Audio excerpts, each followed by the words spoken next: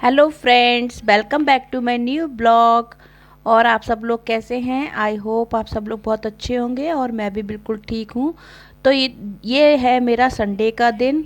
और गाइज आज Sunday morning में मैं सबसे पहले पढ़ा रही हूँ कोचिंग, क्योंकि कुछ बच्चों की जो थी छुट्टी हो गई थी एक बैच की, तो मुझे उनको संडे को पढ़ाना पड़ा। तो आज मॉर्निंग में मैं उनको पढ़ा रही हूँ सुबह 8 से 9 पहले ट्यूशन। और गाइज जब बच्चों की छुट्टी हो जाती है तो उनको हमें एक्स्ट्रा में भी ट्यूशन देनी पड़ती है। तो मैं आज आपके साथ अपने संडे का जो शेड्यूल है वही शेयर करने जा रही हूँ कि मैंने आज पूरे संडे में क्या क्या किया। तो सबसे पहले तो मैंने दी अपने घर में कोचिंग। और ये मेरे 11th क्लास के स्टूडेंट हैं और ये इस टाइम केमिस्ट्री पढ़ रहे हैं। और देखिए कितनी चुपचाप पढ़ रहे हैं, लेकिन ये बहुत शैतान बच्चे हैं। ऐसा नहीं है, लेकिन जब मैं पढ़ाती हूँ तो ऐसा भी नहीं है कि बिल्कुल शैतानी करते रहते हैं, लेकिन जब मैं पढ़ाती हूँ तो बहुत शांति से पढ़ते हैं। और इस टाइम मेरा ये बैच चल रहा है 8 से 9 बजे का।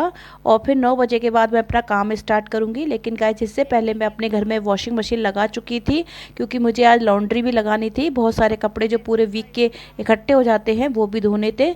तो मैं एक बार के तो निकाल चुकी थी। फिर ये स्टूडेंट आ गए तो मैं इनको पढ़ाने लगी। और गाइस अब मैं उनको पढ़ाने के बाद हो गई थी फ्री। तो फिर मैंने दूसरे राउंड के इसमें कपड़े डाल दिए हैं और देखिए अभी तीसरे राउंड के और पड़े हुए हैं। तो गाइस होता क्या है कि जब पूरे वीक कपड़े नहीं धुलते हैं ना तो बहुत सारे कपड़े जो है इकट्ठे हो जाते हैं। जैसे कि बेड की, मेरे यहाँ दो दो बेड है तो दोनों बेडों की चादर वगैरह इकट्ठी हो जाती है, टॉवल वगैरह हो जाती है। फिर पूरे वीक के मेरे जो स्कूल जाने के सूट वगैरह हैं वो सब इकट्ठे हो जाते हैं, तो कपड़े काफ़ी सारे हो जाते हैं गाइस। तो मैंने एक राउंड के फिर से कपड़े निकाल लिए थे। और जो कपड़े होते हैं ना, मैं गाइस मशीन में नहीं धोती हूँ। पता नहीं मुझे क्या एक फोबिया है कि मशीन में धोने से कपड़ों में साबुन रह जाता है। तो इसलिए मैं इनको अलग से निचोड़ के फिर मैं मतलब अलग से इनको पूरा वॉश करती हूँ। बस इसमें मैं ड्राई करती हूँ और कपड़े रगड़ती हूँ। लेकिन मैं कपड़े में पानी इसमें से नहीं निकालती हूँ, वो मैं अलग से सेपरेटली निकालती हूँ। मेरे को मतलब ऐसा रहता है कि नहीं, कपड़ों में साबुन रह जाता है, क्योंकि जब कपड़े धुल जाते हैं ना तो उनमें थोड़ी साबुन की यानी कि जो उनकी स्मेल होती है ना उसकी मतलब आती है मुझे उसमें से। तो बस यही मेरा फोबिया है, इसलिए मैं सारे कपड़े जो है पहले अच्छे से नल के नीचे वॉश करती हूँ, फिर मैं इसमें ड्राई करती हूँ। तो आज कपड़े तो मेरे बहुत सारे थे, तो गाइस इसमें तो काफ़ी टाइम लग गया था। लेकिन वॉशिंग मशीन से इतनी मदद हो जाती है कि इधर आप कपड़े लगा सकते हैं और दूसरी तरफ आप अपने किचन का भी काम कर सकते हैं, घर के सारे काम कर सकते हैं। तो जैसा कि आपको पता है गाइस, आज संडे है तो मेरी क्लीनिंग कुछ ज़्यादा ही हो जाती है। तो आज मेरी किचन की भी बहुत अच्छे से क्लीनिंग होती है।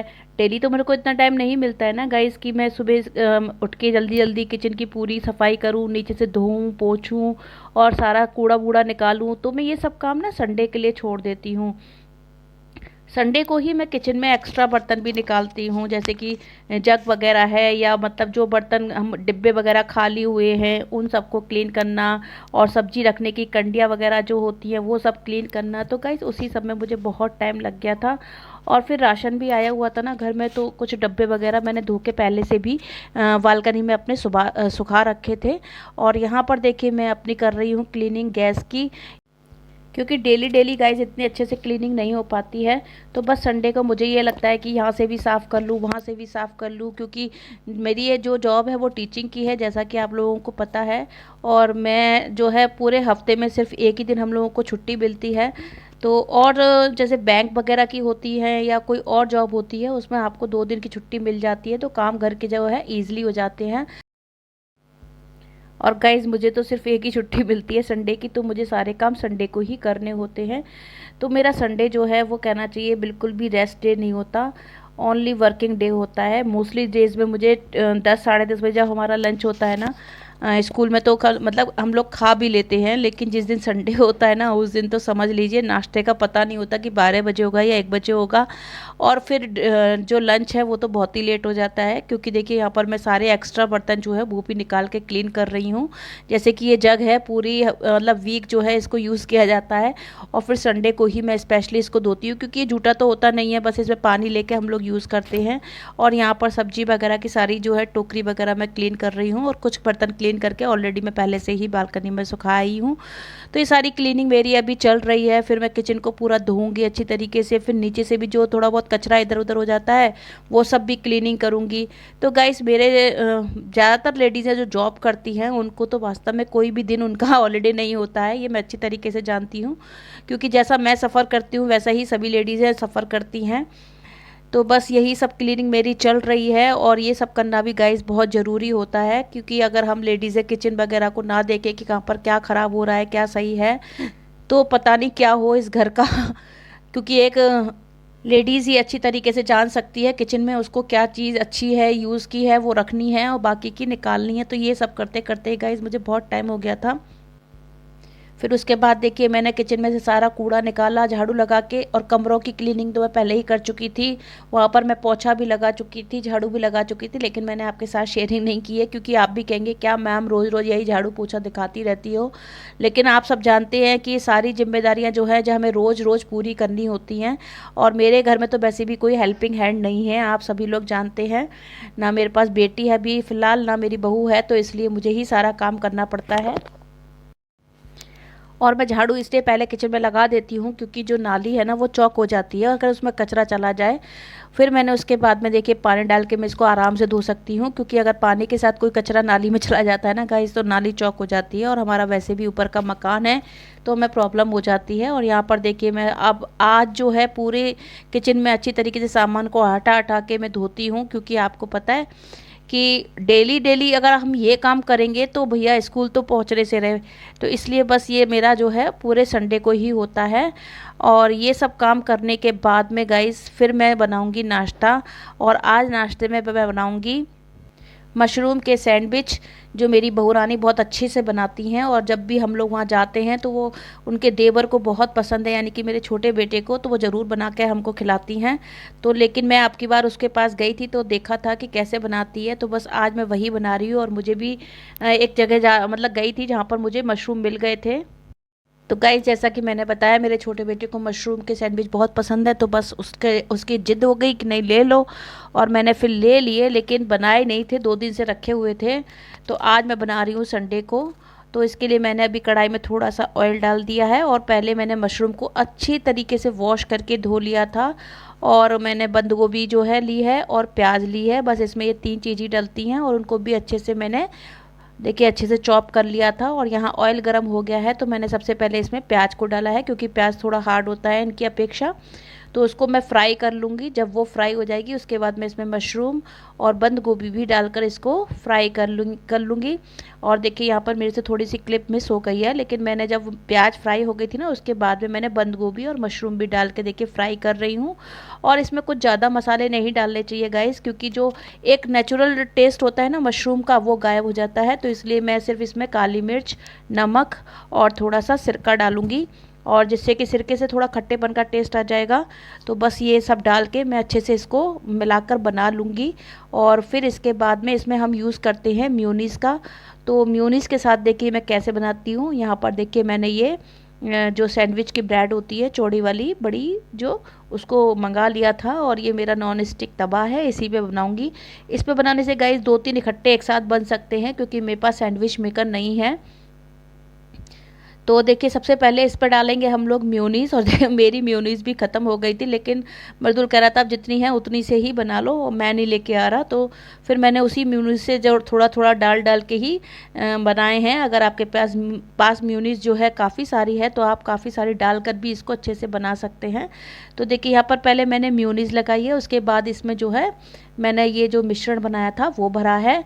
और गाइस ये आप कितने भी मतलब कहना चाहिए, ये बंद गोभी भी पहले ज़्यादा दिखती है लेकिन कम हो जाती है, और मशरूम भी बहुत सारे दिखते हैं, लेकिन जब इनको बनाओ तो ये बहुत कम हो जाते हैं, मतलब दब जाते हैं, बहुत थोड़ा हो जाता है। तो यहाँ पर मैं कुछ ज़्यादा वैसे बना भी नहीं रही थी, मुझे बस 4-5 सैंडविच बनाने थे, तो उनके लिए ये इनफ था। और जो दूसरी ब्रेड इस पर हम लगाएंगे ना उसमें भी मैंने म्योनीस लगा ली है। तो म्योनीस थोड़ा अच्छे से लगानी चाहिए, मेरे पास कम थी इसलिए मैं कम से ही गुजारा कर रही हूँ।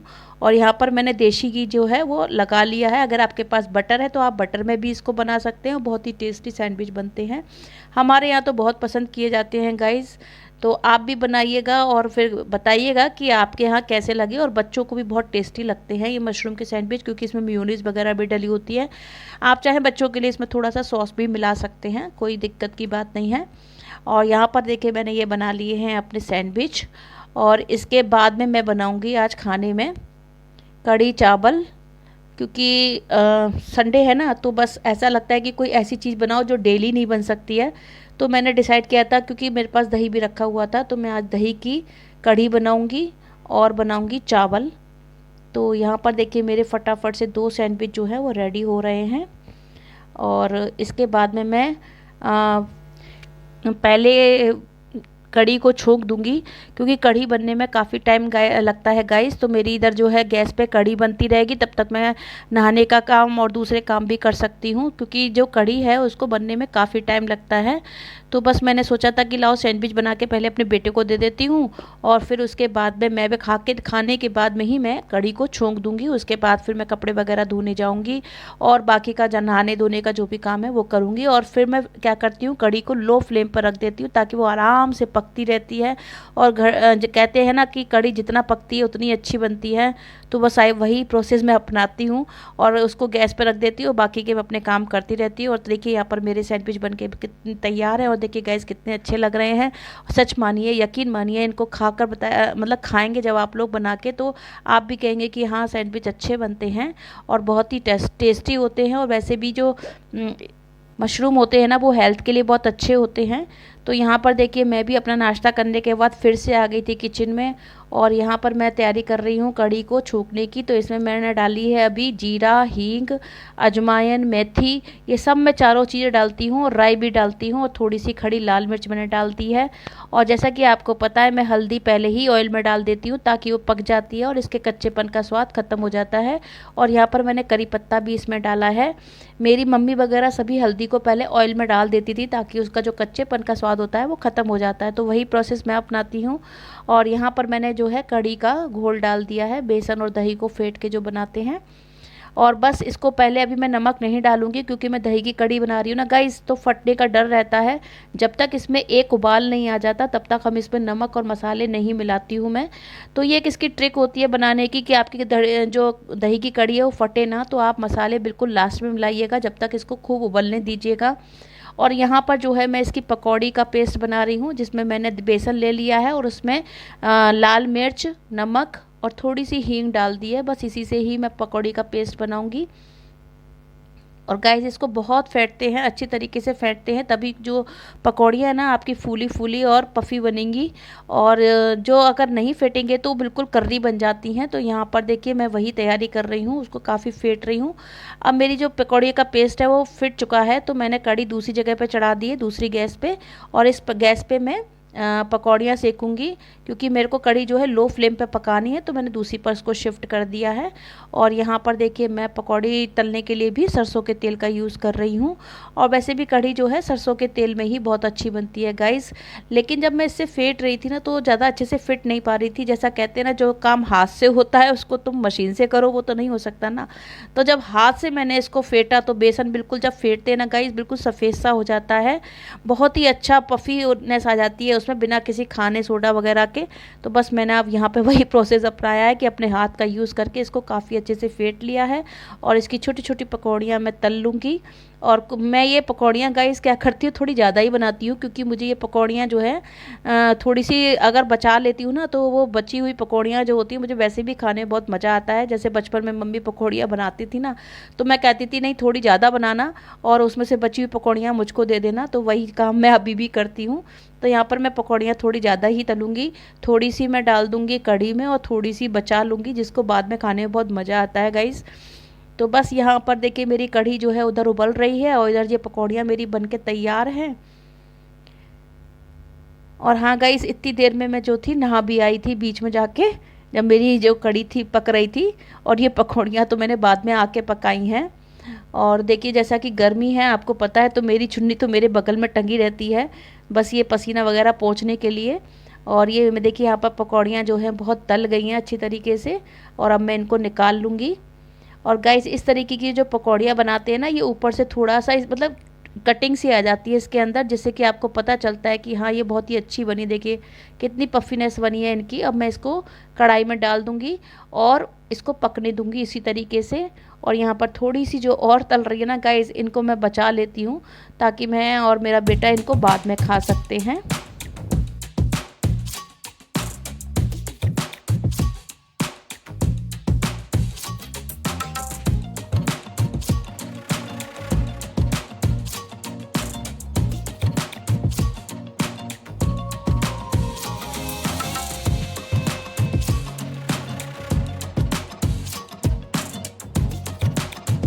और साइड से मैंने जो है पानी गर्म होने रख दिया है चावल का, क्योंकि हम लोग जो है वो पानी वाले चावल, मतलब जो चावल में पानी निकाल के यूज़ करते हैं ना, वही वाले चावल बना रही हूँ। और आप देखिए जब कढ़ी में अच्छे से उबाल आ गया तो मैंने मसाले मिलाए हैं। इसमें मैंने मिलाई है पिसी लाल मिर्च, पिसा धनिया और नमक। सिर्फ ये 3 मसाले मिलाए हैं। हल्दी पहले डाल चुकी थी, लेकिन थोड़ा पकौड़ी मुझे कम लग रही थी तो मैंने थोड़ी सी और डाल दी है। और इसको मैं फिर से लो फ्लेम पर पकड़े रख दूँगी ताकि जो पकौड़ियाँ हैं उनके अंदर पूरा रस भर जाए। और गाइस इस तरीके से खाना बनाने के बाद जब मैं फ्री हो गई, उसके बाद फिर मेरे को जो कपड़े मैंने धोए थे, तो आपको पता है जिस दिन कपड़े धोते हैं उस दिन बहुत काम होता है, उनको तय करके रखो, प्रेस के कपड़े अलग करो, घर के कपड़े अलग करो। और जो बर्तन भी मैंने धो के रखे थे डिब्बे वगैरह, उनको भी मैंने सुखा लिया था धूप में, तो उनको भी मैं उठा उठा के रख रही थी यहाँ पर गाइस। तो ये सारा काम भी मेरा संडे को बहुत हो जाता है, मतलब मैं सुबह से लेकर शाम तक बिज़ी रहती हूँ। बस दोपहर में 1 या 2 घंटे मुझे रेस्ट मिलता है जिसमें मैं थोड़ा लेट लेती हूँ। और यहाँ पर मैं वही सारे कपड़े सारे अलग कर रही हूँ कि कौन कपड़ा मुझे प्रेस कराना है, कौन अंदर रखना है जो डेली यूज़ का है। सारी बेडशीट वगैरह उठा उठा के सब ये रखना, और जो एक्स्ट्रा कपड़े पड़े होते हैं उनको भी सेट करना रहता है। तो संडे का दिन तो मेरा बहुत ही बिजी डे जाता है, ये सबको ही पता है। तो देखिए यहाँ पर वही कपड़ों की छटाई हो रही है मेरे। बस ये है गाइस, मैं प्रेस घर में नहीं करती हूँ, मैं प्रेस तो बाहर भेज देती हूँ क्योंकि मैं बहुत थक जाती हूँ। और फिर उसके बाद फिर से मैं देखिए शाम हो गई थी और मैं किचन में आ गई थी चाय पीने के बाद। मैं बस अब सब्जियों की सेटिंग करने लगी कि किस सब्जी को कहाँ रखना है, कौन सा डब्बा भरना है, कौन सा हटाना है।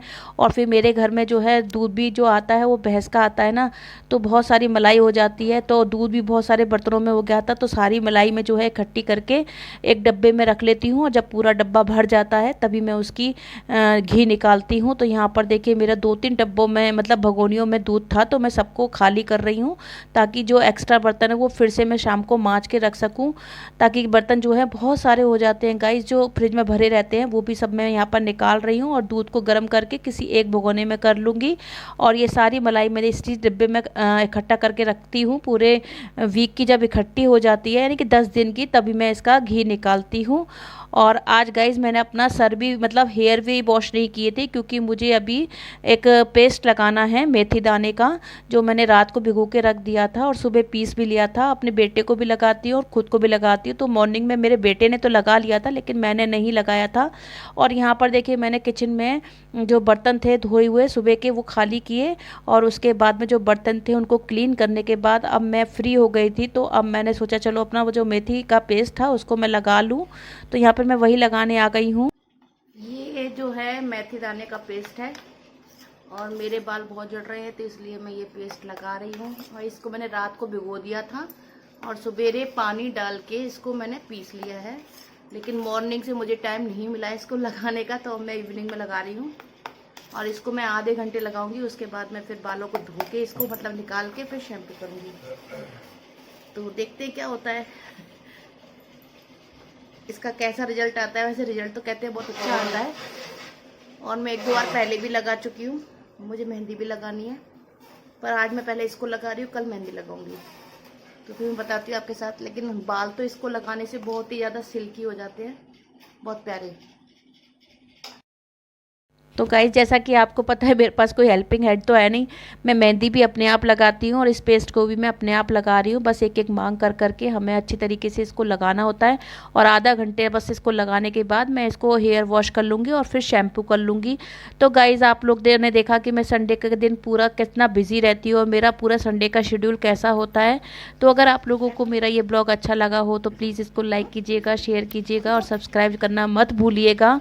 तो चलिए गाइज़ अब बाय बाय करने का टाइम आ गया है और मेरा ब्लॉग यही समाप्त होता है। तो guys bye bye, keep healthy, stay blessed, और हाँ मत भूलना मेरे चैनल को सब्सक्राइब करना। Bye bye.